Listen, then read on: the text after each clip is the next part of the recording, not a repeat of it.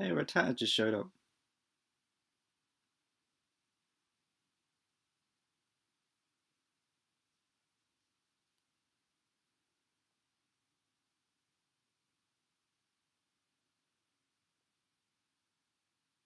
Got it. Anyway, hello everyone, and welcome to my new show that I'd like to call In My Opinion, where I'll be talking about various topics, but today's topic, as you can see, is Pokemon Go.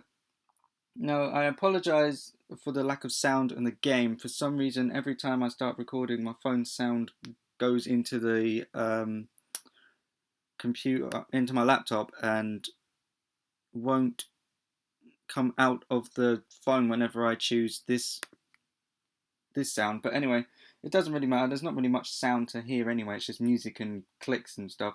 But anyway, welcome to Pokemon Go. And my opinion straight off the bat pretty much is this game is fucking awesome.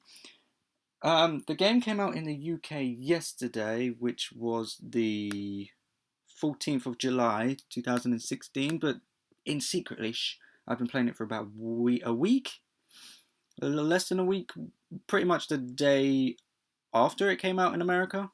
I can't remember when it came out in America, but that's why I'm such a high level already. But yeah, I'm going to pretty much give my opinions on the game, what I like, what I don't like about the game. So let's get started straight away.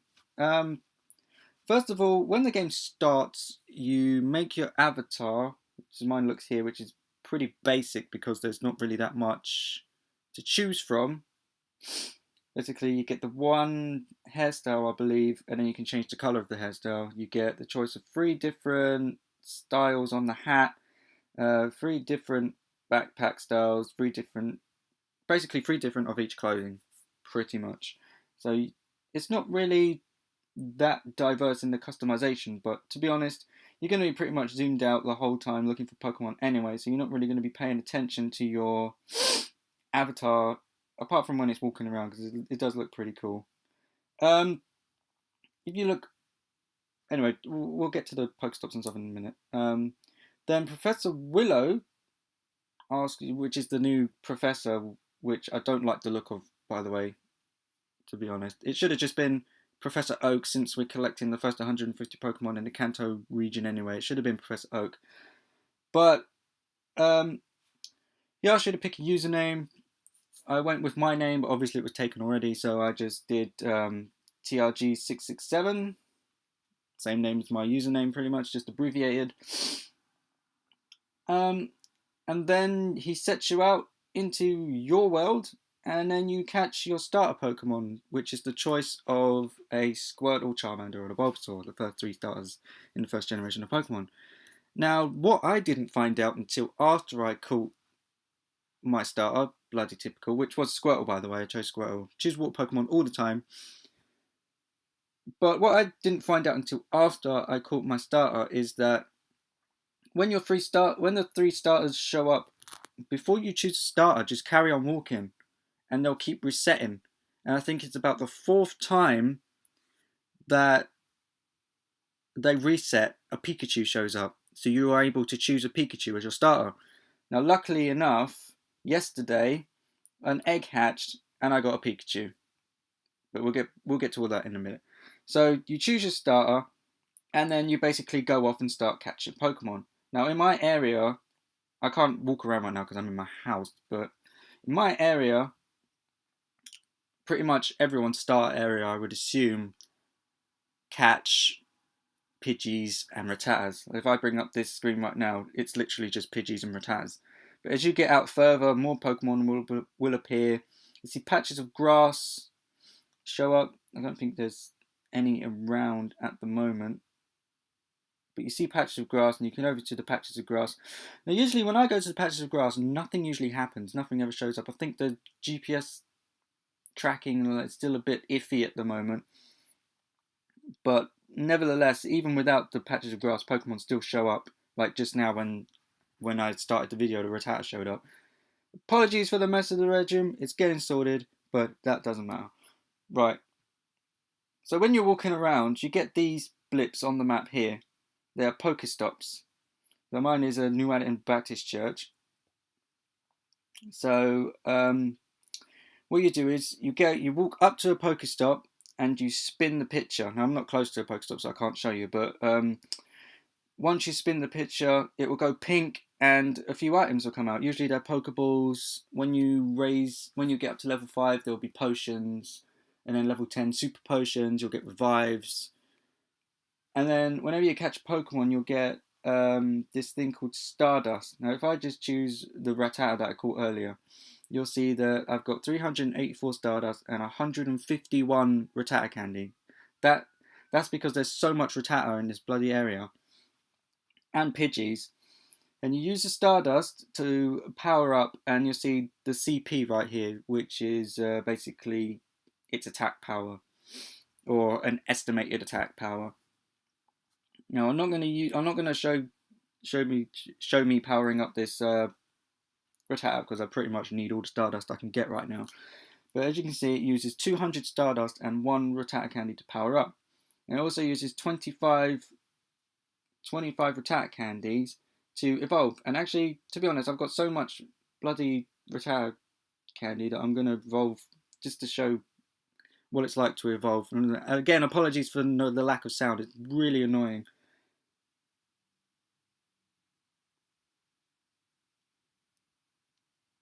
And there we go. The Rattata turned into a Raticate. And its CP should go up quite a bit after evolving. So its CP is now... It doesn't say.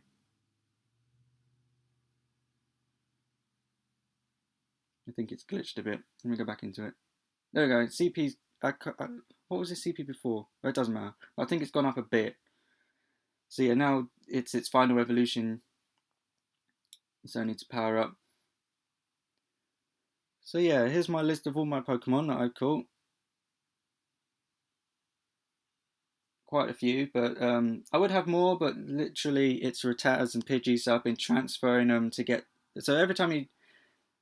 Say like you get a double, down the bottom here it would say transfer. So and then you transfer it to the Professor, and then you get 1 candy for the base Pokemon, which is the Rattata.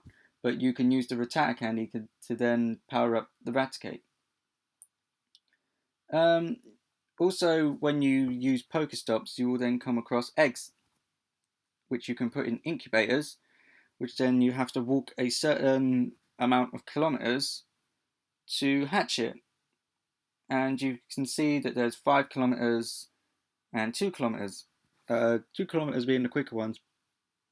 But there's different tiers of Pokemon that you can get out of different eggs. So in a 2 tier, you could get like really basic Pokemon. Even though in a 2 kilometer egg is where I caught hatched my Pikachu.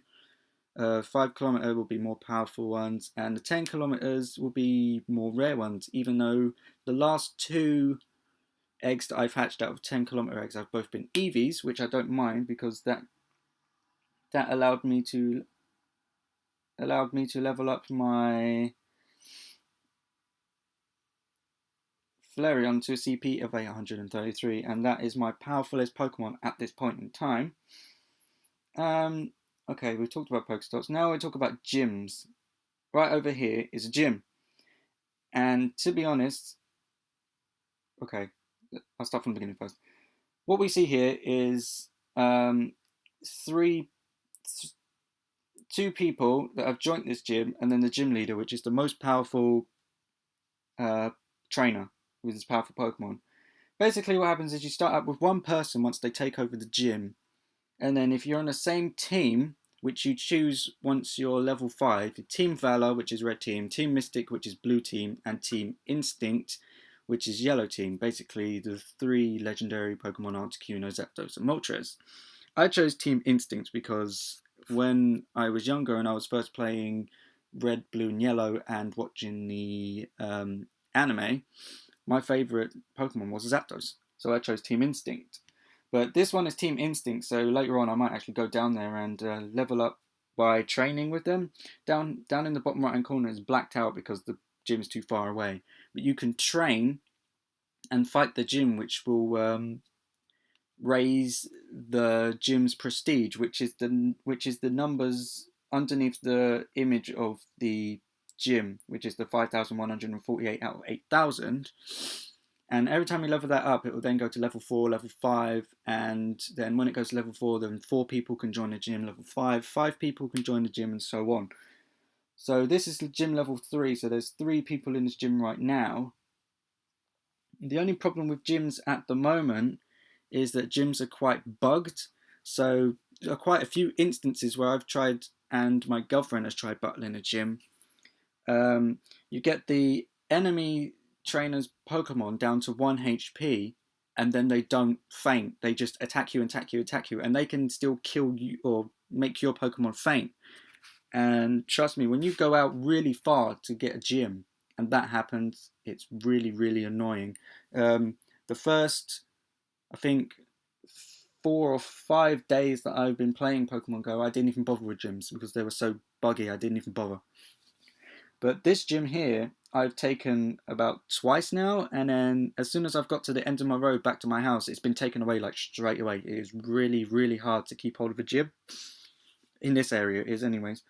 But this gym is now Team Instinct, so I should be able to go out, level it up, and then raise it up to level 4, and then I can put one of my Pokemon on, so then it'll make the gym more powerful, and then whoever comes along who is a different team that's not Instinct will then be able to try and take over our gym. But another thing that kind of annoys me and is kind of cool with gyms is that you have to fight it multiple times to get the prestige all the way down to 0, so that the gym will turn white and then you can take over the gym. Standing around there fighting the gym at least 4 or 5 times can get a bit tedious when you just want to go out and catch Pokemon. But at the same time, it's worth it, because once you take over a gym... Oh, there's a koffing. Okay. I didn't even... Oh, that was a rubbish throw. Once also they can do an attack which will block your Pokeball. They can also jump over the Pokeball as well, which is also a pain in the ass.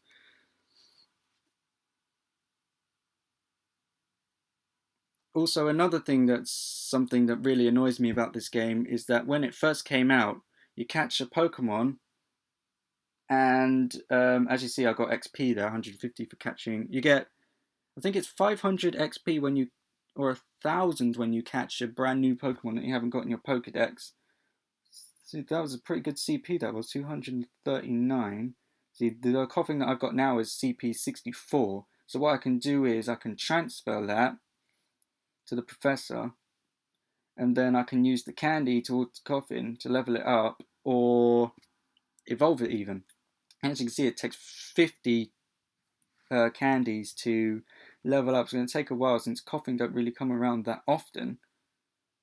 But I'm glad I come off that gym when I did. I didn't even feel the phone vibrate. When a Pokemon shows up, your phone will vibrate and it will make a noise. But as I've got no sound at the moment for annoying reasons, I can't hear it. But it doesn't matter. What was I talking about?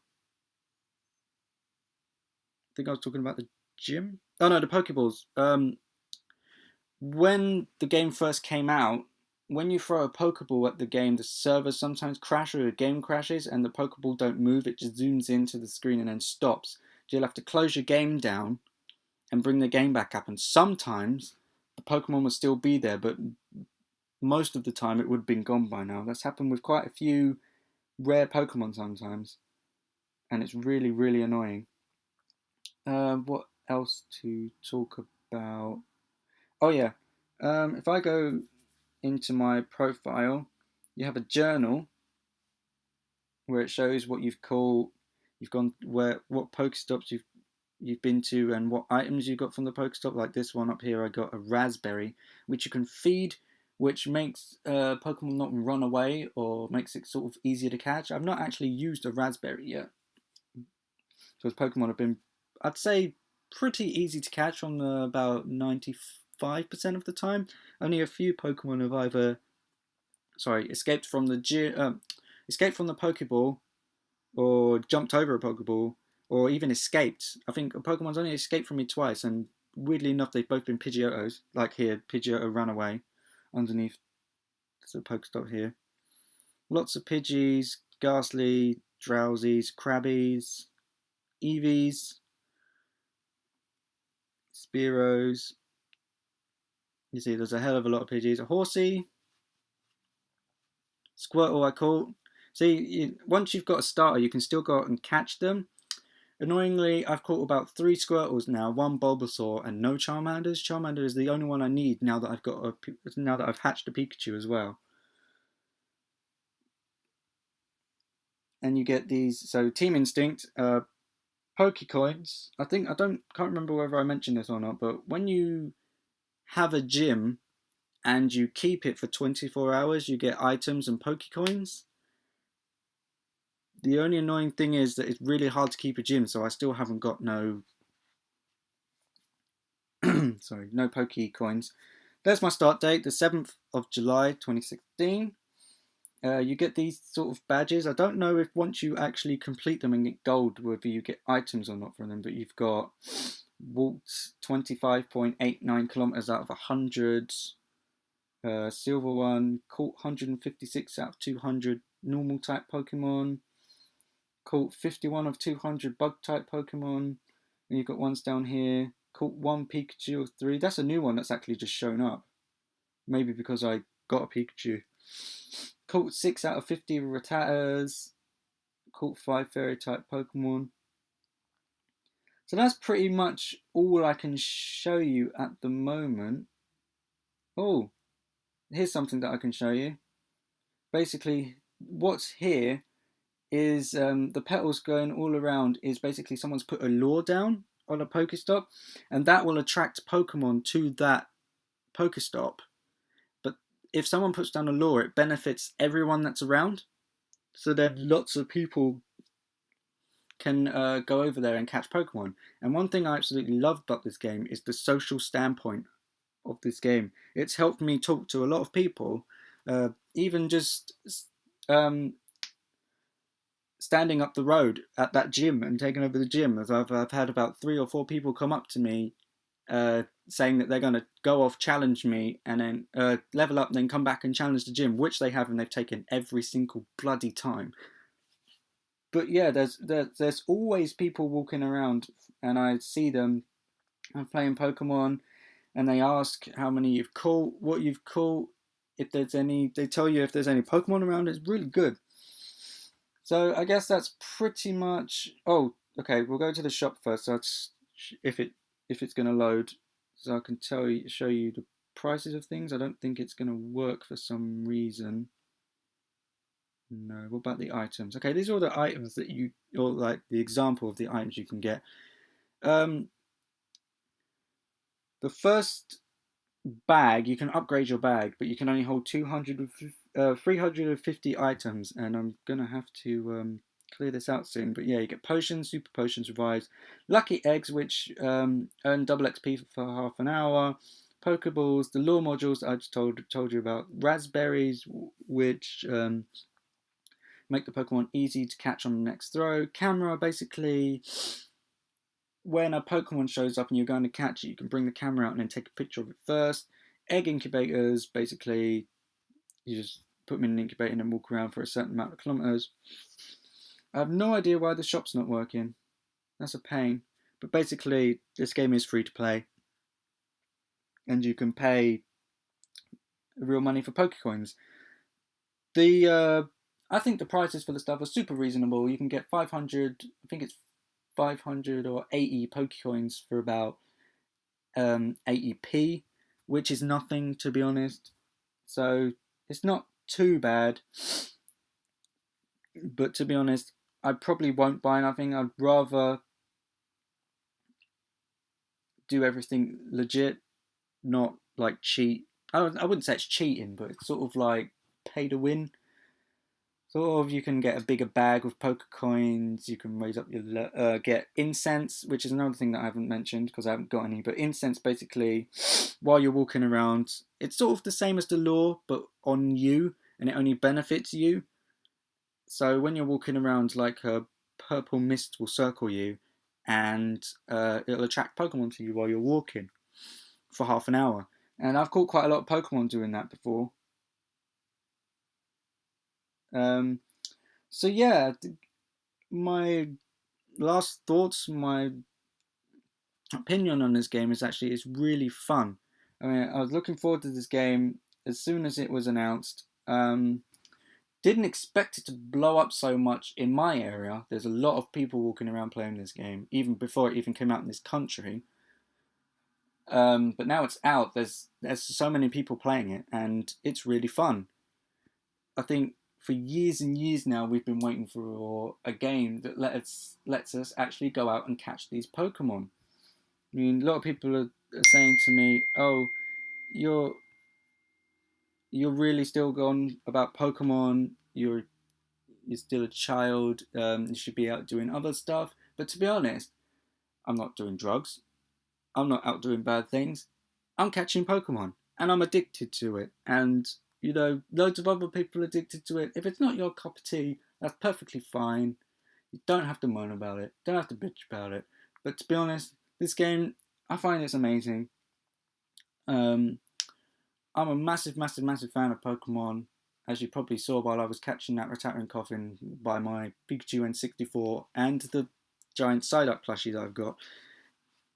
But I've gone through pretty much every generation so far, and I love it. It's just great. Oh, people keep messaging me, but yeah, it's finally we're actually out to go out in the real world, catch real life Pokemon. I know it's through your phone, through the camera, but to be honest, I think this is the best phone game I've ever played.